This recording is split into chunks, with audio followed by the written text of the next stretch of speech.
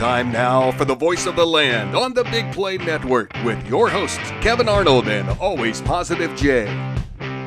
So, I mean, not just getting out and doing saltwater fishing, but you mentioned it already, but Madden and live streaming play, like gaming in general, but Madden being the big thing, and of course, at Mutt Guru on Twitter, coming from the Madden Ultimate Team. Now, we were kind of talking before the show because weren't really well abreast of what the Madden Ultimate Team element is. I've seen it sometimes playing in Madden and even in playing FIFA myself.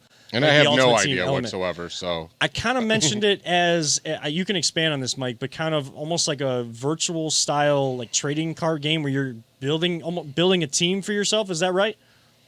Yeah, exactly right. And for those that don't know that are watching right now, Mud Guru is Madden Ultimate Team. It stands for Madden Ultimate Team, which at one time I was the community manager for Madden, the Madden Ultimate Team franchise for EA Sports. So that's where a lot of the following came from over at Mud Guru. But just to touch on the game mode, it's a couple of the most addicting things and elements about football you can basically bring together in one mode, and that's fantasy football and collecting and ripping packs of cards and playing Madden. And they've basically smushed that all together into one mode, and it can become very, very addicting, and some fun and wild stuff can happen in it for sure.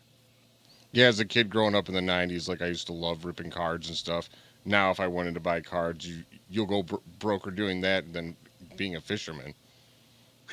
Absolutely, and it's really cool to see that it actually has come back around again, which for a long time there was no value in any of it out there. It was just so saturated, and it's with like autographs and relics and packs and things that have really given value to these things. And then even you got to say it, the pandemic really certainly brought its popularity back in a big way as well. So it's really fun to see. Something I did as a kid, something that I've lately been a casual card collector over the years here too.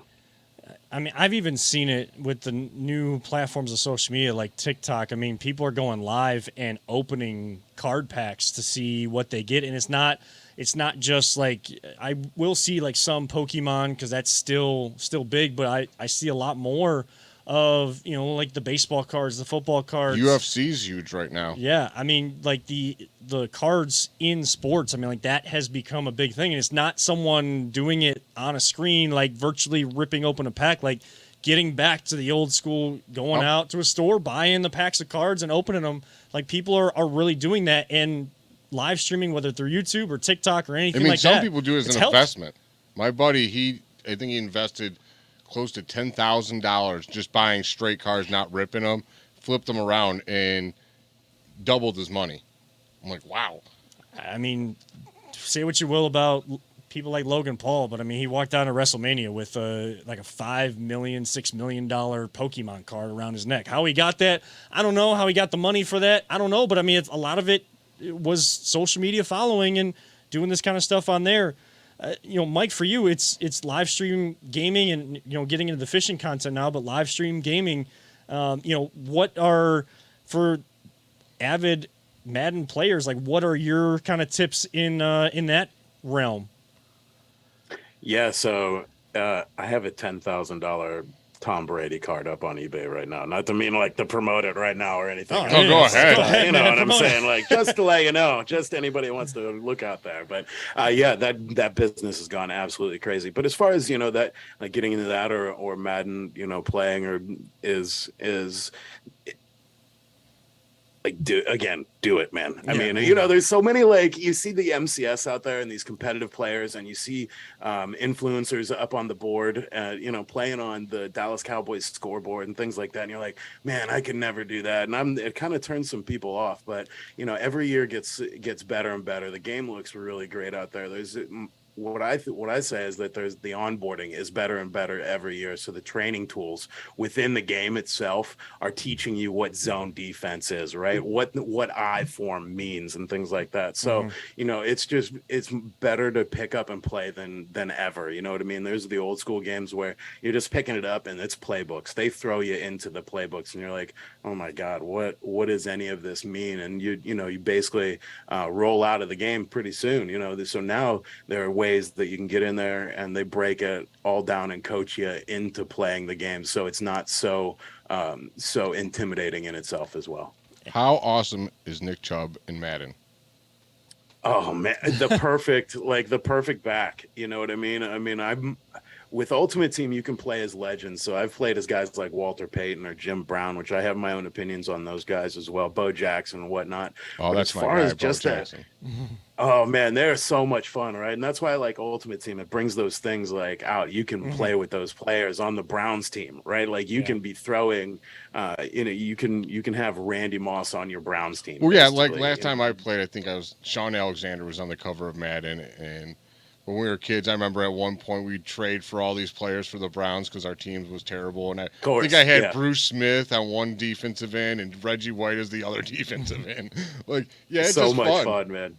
Yeah, so Nick Chubb fits through all of those holes in the line, will truck them down, can make the juke, can make the spin. Like, he's got all of it. His hands are pretty decent, too. His catch rating, I think, is in the lower 80s, you know what I mean, which is totally valid for Nick Chubb. The guy's got some impressive hands as well, which I don't think people give him credit for. You go back and look at a couple of those circus catches over the past few years, and, they look like video game catches. So Nick Chubb, I think, is one of the most complete backs in Madden Ultimate Team. Everybody is about Derrick Henry right now, but trying to squeeze him through the offense and defensive line is kind of a chore, whereas Nick Chubb can get in there and move in space a little bit.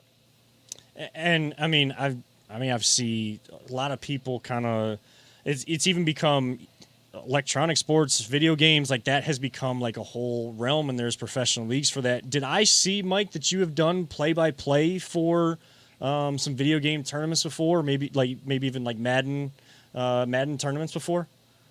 Yeah, actually, that was one of the things after leaving EA Sports. I had taken on for a little while and done some play-by-play for Fandom. I'm not sure if you heard of Fandom before. And then the Dallas Cowboys Madden Championship Series, I was able to call a game with Brad Sham and a couple of other really great Dallas Cowboy legends, and it was a really, really cool experience. Something I might do again in the future, but kind of following that fishing dream right now, Yeah. Now, when you're calling a game, like, how much similar do you think that is to calling like a regular game?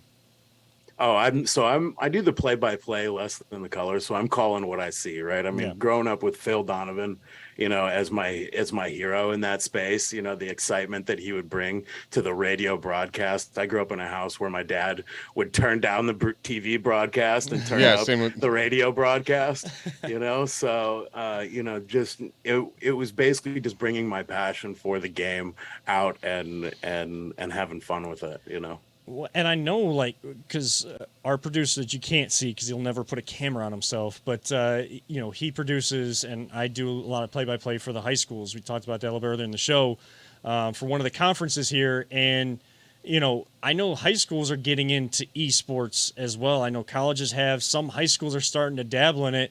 I mean, if we were to do a live stream of that, unlike, an actual high school football game or soccer game or baseball game, whatever, what do you think might be the key to really bringing all of that to life for people that haven't seen it before, if we got a chance to do something like that? Oh man, first of all, that sounds incredible. I played high school. I was high school hero, college zero as far as football player myself. So I love that high school level. I love the intermediate level. I coached 13-year-olds football. So, it's just the real passion. Your real passion will come through. Don't be afraid to, if you do get that opportunity, to let it shine through, to get excited, to not, to feel like you're on the couch with the boys a little bit. You know what I mean? To not let the camera separate your emotion from the audience, whoever that may be, whether it's the live stadium, whether it's a stream, whether it's radio.